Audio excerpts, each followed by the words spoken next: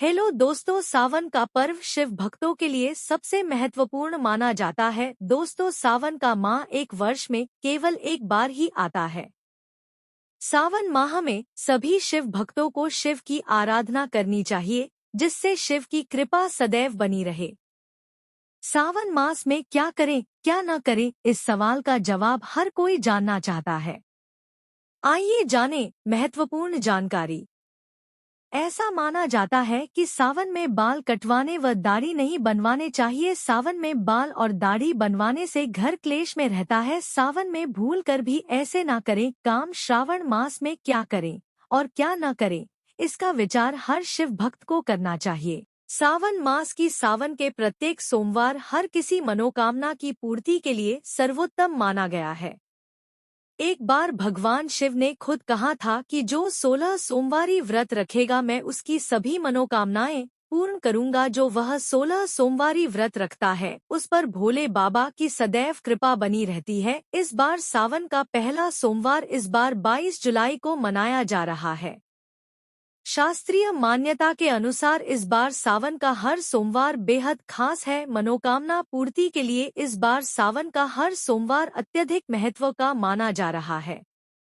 सावन में शिव कैलाश त्याग कर भूलोक पर निवास करते हैं, इसलिए सावन में भगवान शिव की आराधना सर्वोपरि है। इतना ही नहीं, शिव को प्रसन्न करने के लिए सावन का हर दिन विशेष महत्व का होता है। सावन माह में ये 17 काम जरूर करने चाहिए, जिससे घर में खुशी और समृद्धि आती है। 1. धतूरा और भांग भगवान शिव को अर्पित करें। 2. मिट्टी की शिवलिंग बनाकर प्रतिदिन शिव की आराधना करनी चाहिए। 3. दूध दान करें। 4. शाम के समय भगवान शिव की आरती पूजा करें। 5. इस महीने में अगर घर के दरवाजे पर सांड आए तो उसे कुछ खाने को दें।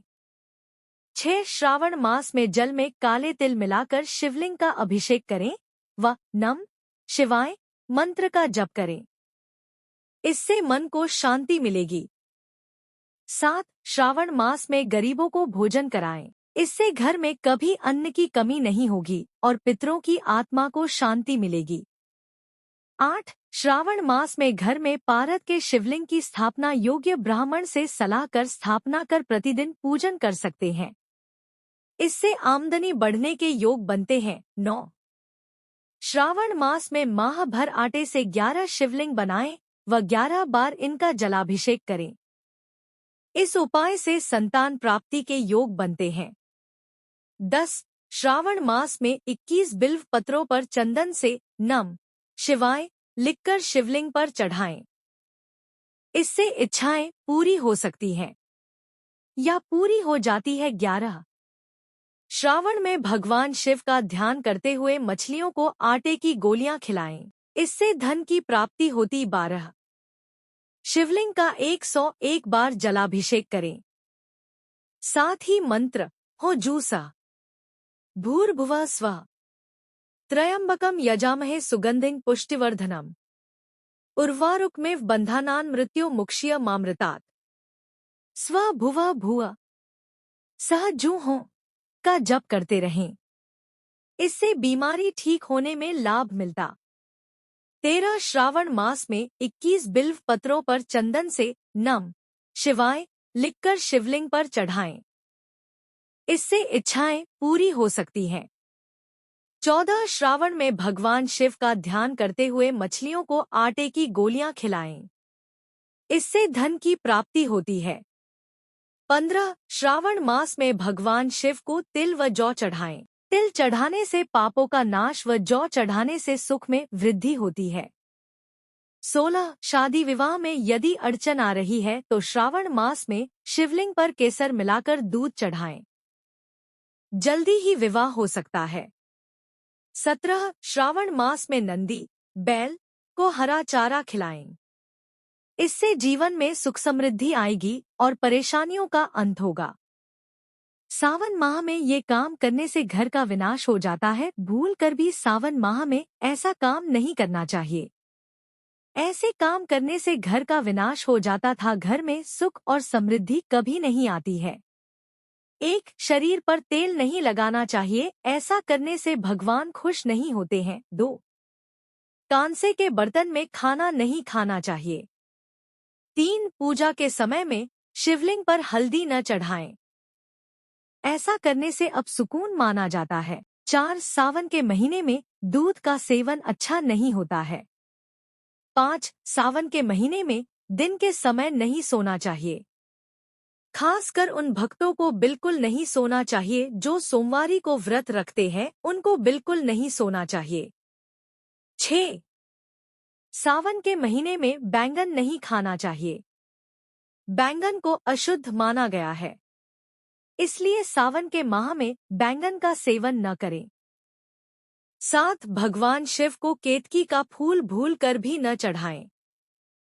केतकी के फूल चढ़ाने से भगवान रुष्ट हो जाते हैं। भगवान शिव पर क्यों नहीं केतकी के फूल चढ़ाए जाते हैं?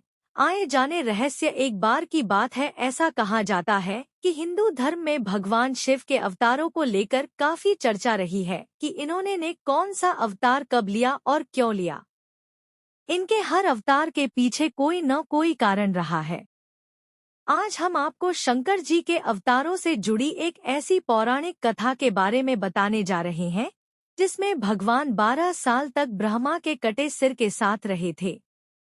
तो आइए जानते हैं इसके पीछे की कथा के बारे में, जिसके बारे में बहुत ही कम लोगों ने सुना होगा। पौराणिक कथा के अनुसार भगवान ब्रह्मा और भगवान विष्णु के समक्ष एक बड़ा ज्योतिर्लिंग प्रकट हुआ। वे इसके बारे में कुछ नहीं जानते थे, इसलिए उन्होंने इस लिंग के आदि और अंत के बारे में पता लगाने का निर्णय लिया। ब्रह्मा जी एक हंस का रूप लेकर उसके शुरुआत का पता लगाने नीले आकाश की ओर चल पड़े और भगवान विष्णु उसके अंत की खोज में वाराह के रूप में ब्रह्मांड में गहरे नीचे की ओर चल पड़े। जब भगवान विष्णु लौटे, उन्होंने हार मान ली कि वे ऊर्जा लिंग, ज्योतिर्लिंग का अंत पता नहीं लगा पाए। भगवान ब्रह्मा भी नाकाम रहे, क्योंकि ये बड़ा ऊर्जा ज्योतिर्लिंग और कोई नहीं, स्वयं भगवान शिव जी थे। हालांकि वे हार नहीं मानना चाहते थे, इसलिए उन्होंने झूठ बोल दिया कि उन्होंने आदि का पता लगा लिया है। गवाही के तौर पर उन्होंने सफेद केतकी का फूल दिखाया, यह कहते हुए कि उन्हें यह ऊपर मिला है। जैसे ही झूठ बोला गया, शिव जी प्रकट हुए। दोनों उनके चरणों में गिर गए। शिव जी ब्रह्मा जी के झूठ बोलने से नाराज हो गए और इसलिए उन्होंने ब्रह्मा जी को श्राप दिया कि उनकी पूजा कभी भी नहीं की जाएगी। शिव जी ने केतकी फूल को भी अपनी पूजा से वर्जित कर दिया। इसीलिए दोस्तों, भगवान शिव पर केतकी के फूल नहीं चढ़ाए जाते, ना ही केतकी के फूल अन्य पूजा में भी इसका उपयोग नहीं किया जाता है। एक बार भगवान विष्णु और ब्रह्मा के बीच वरिष्ठता को लेकर विवाद चल रहा था। तब भगवान शिव ने उनकी परीक्षा लेने की ठानी। लेकिन जब इस परीक्षा में ब्रह्मा ने झूठ का सहारा लिया, तब क्रोध में आकर भगवान शिव ने भैरव अवतार लेकर ब्रह्मा का 5वां सिर काट दिया था। लेकिन ऐसा कर शिव के सिर पर ब्रह्मा हत्या का पाप लग गया और जिसका पश्चाताप करने के लिए शिव ने करीब 12 सालों तक ब्रह्मा का कटा सिर थामकर भिक्षा मांगकर जीवन व्यतीत किया। ऐसा माना जाता है कि इसी स्वरूप में शिव सभी शक्तिपीठों की रखवाली करते थे। सागर मंथन के दौरान जब शिव ने क्षीर सागर से निकला विष का प्याला पी लिया था, तब विष के प्रभाव के कारण उनका गला जलने लगा। ऐसे में शिव के भीतर से विष पुरुष ने जन्म लिया और शिव ने उसे वरदान दिया कि वे द्रोण के पुत्र के रूप में धरती पर अवतार लेकर अशक्त क्षत्रियों की हत्या करेगा। कहते हैं कि अश्वत्थामा शिव के इसी अवतार का नाम है। अगर आपको ये स्टोरी अच्छी लगी है तो इसे शेयर जरूर करें। ऐसी ही अन्य स्टोरी पढ़ने के लिए हमारे चैनल वन ज्ञान ज्योति से जुड़े रहे तथा चैनल पर नए हैं तो चैनल को सब्सक्राइब कर लें और बेल आइकन को दबाना ना भूलें, जिससे वीडियो की नोटिफिकेशन आप तक पहुंच सके। वीडियो देखने के लिए धन्यवाद।